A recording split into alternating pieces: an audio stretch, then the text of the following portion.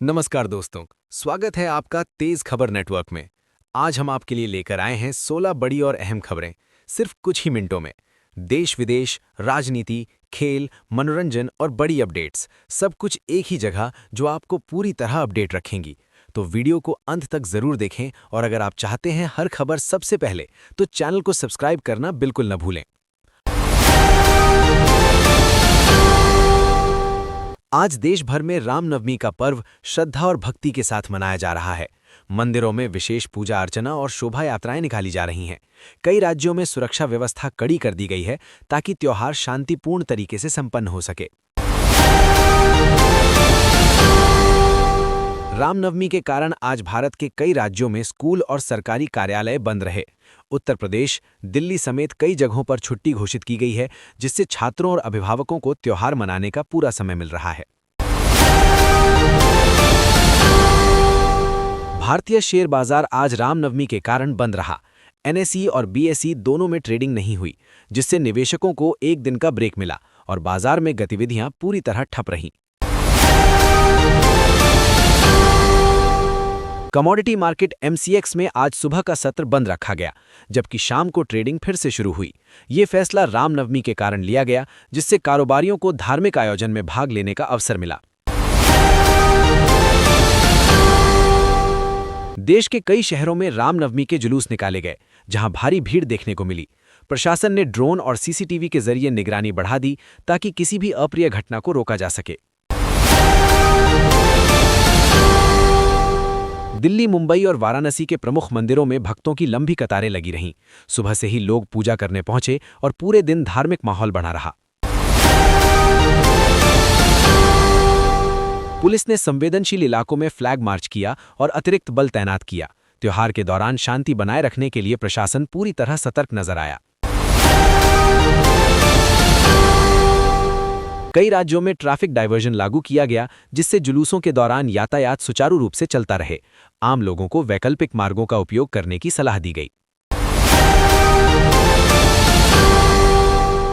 Railway और बस सेवाओं में यात्रियों की संख्या बढ़ी क्योंकि लोग अपने घरों और धार्मिक स्थलों की ओर जा रहे हैं।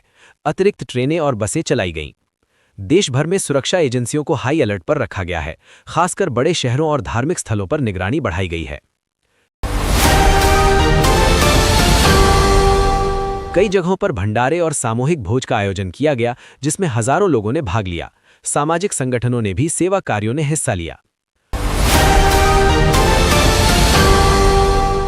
बाजारों में पूजा सामग्री और मिठाइयों की बिक्री में भारी बढ़ोतरी देखी गई, जिससे व्यापारियों को अच्छा लाभ मिला।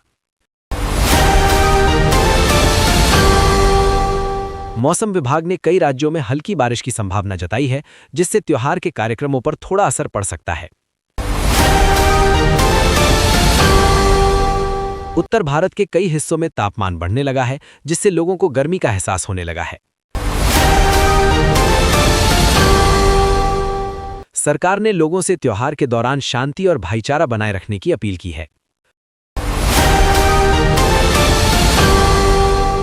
सोशल मीडिया पर रामनवमी की शुभकामनाओं की बाढ़ आ गई। लाखों लोग एक दूसरे को बधाई दे रहे हैं। कई शहरों में रक्तदान शिविर और सेवा कार्यक्रम आयोजित किए गए, जिससे समाज में सकारात्मक संदेश गया। धार्मिक स्थलों पर सफाई और व्यवस्था को लेकर विशेष अभियान चलाया गया।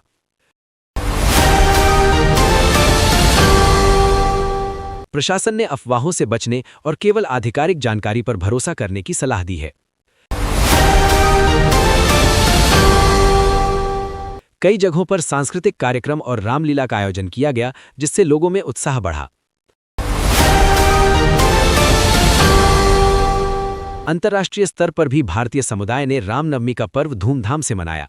अमेरिका और यूरोप के कई शहरों में मंदिरों में विशेष पूजा आयोजित की गई। संगीत जगत में आज आई हार्ट रेडियो म्यूजिक अवार्ड्स आयोजित हो रहे हैं, जिसमें कई बड़े कलाकार शामिल होंगे और शानदार प्रस्तुतियां दी जाएंगी। इस अवार्ड शो में कई अंतर्राष्ट्रीय सितारों को सम्मानित किया जाएगा और नए कलाकारों को पहचान मिलेगी। खेल जगत में पैरा एथलेटिक्स में भारतीय खिलाड़ियों का शानदार प्रदर्शन जारी है, जिससे देश का नाम रोशन हो रहा है। राजस्थान की खिलाड़ी ने रिकॉर्ड बनाकर स्वर्ण पदक जीता, जो देश के लिए गर्व की बात है। दिल्ली में सूफी संगीत महोत्सव के आयोजन की तैयारियां पूरी हो चुकी हैं, जिसमें दुनिया भर के कलाकार हिस्सा लेंगे। ये महोत्सव सांस्कृतिक एकता और आध्यात्मिक संगीत को बढ़ावा देने का काम करेगा।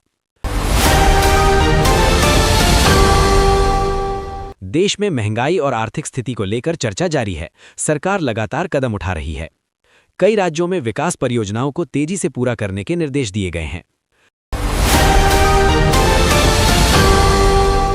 शिक्षक क्षेत्र में नए सुधारों की योजना पर काम चल रहा है। स्वास्थ्य सेवाओं को बेहतर बनाने के लिए सरकार नई योजनाएं ला रही है। ग्रामीण क्षेत्रों में रोजगार बढ़ाने के लिए विशेष कार्यक्रम शुरू किए गए हैं। किसानों के लिए नई योजनाओं की घोषणा की जा सकती है। डिजिटल इंडिया अभियान के तहत नई तकनीकों को बढ़ावा दिया जा रहा है। युवाओं के लिए स्टार्टअप और रोजगार के अवसर बढ़ रहे हैं। पर्यावरण संरक्षण के लिए नए अभियान शुरू किए जा रहे हैं। शहरों में प्रदूषण कम करने के लिए सख्त नियम लागू किए जा रहे हैं। देश की सुरक्षा को लेकर सरकार लगातार रणनीति मजबूत कर रही है। कुल मिलाकर आज का दिन धार्मिक, सामाजिक और आर्थिक गतिविधियों के लिहाज से काफी महत्वपूर्ण रहा, जहां पूरे देश में उत्साह और सतर्कता दोनों देखने को मिले।